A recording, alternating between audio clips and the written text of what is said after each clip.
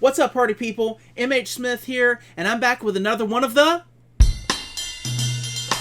Sticking with foreign horror this go-round, we're going to jump forward in time a little bit to 1977, to a new country, the country of Japan, to a new studio, Toho Studios. You know, the company behind Godzilla. But we're not going Godzilla. No. We're going with a supernatural fantasy film by the name of House.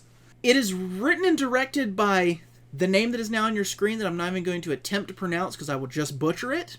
Alright, so I gotta explain a little bit of brief history behind this movie.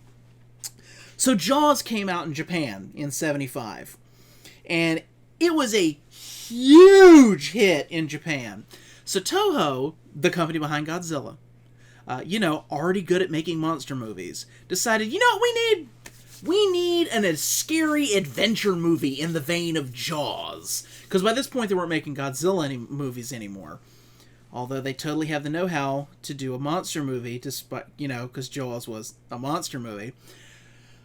But they didn't want to do that, so they started throwing out information, want to bring people in for ideas, and one of the people they got a hold of was the director and writer of it, who was a hotshot TV commercial editor.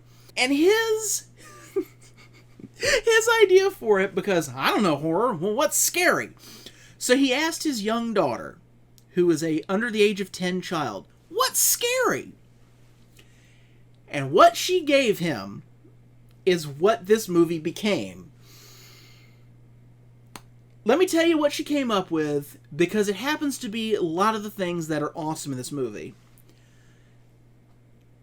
Having a decapitated head down a well that flies through the air and bites someone on the butt. Death by mattresses. Death by having a piano eat you. A cat with glowing eyes. A house that's going to eat you. Being trapped in a grandfather clock. Does any of that sound good? It should, because it's all in there and it's all awesome.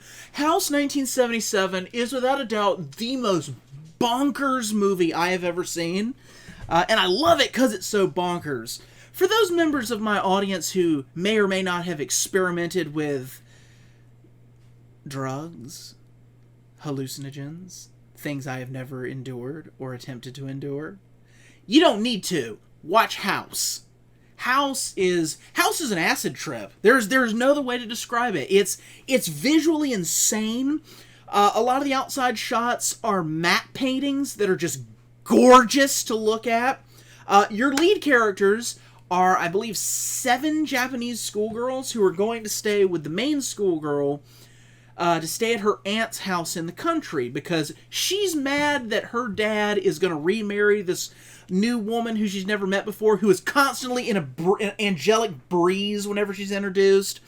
So our lead girl, all the girls are named after characteristics of themselves. Our main girl, I believe her name is Gorgeous. She is not the most attractive of this group. I don't know why they named her Gorgeous. She takes her friends to go with her to stay at this house for the summer, where we meet her aunt, who, there is something very, very wrong with her aunt. But that's for you to find out. She's there with all of her friends, and they slowly get picked apart one by one, because it ends up being about a demon who stays young by eating unmarried girls. It's an insane movie. The score is weird. There are random songs mixed in from, Japanese, Beatles-esque pop group. One character has a theme song. Her name is Kung Fu, and she is awesome. Kung Fu is the best girl in that movie. Everyone who sees it will agree. When you watch it, you'll agree.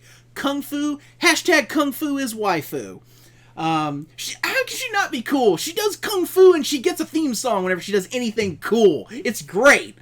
Does it sound bonkers yet? It should. It is. And it's wonderful. And you should totally see it. It's a Criterion release. We didn't even get this over here for decades until Criterion put it out. Thank you, Criterion. We need more of this director's work. The visual effects of this movie run the entire spectrum of visual effects, from stop motion to weird color change issues, to black and white, to sepia, to silent movie techniques, all the way through to we're playing around with some blue screen elements.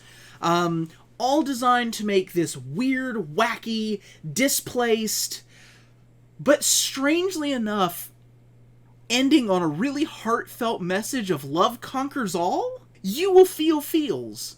It's a trippy looking movie with wacky, stupid stuff all about, that at the end of the movie you'll feel like, yeah,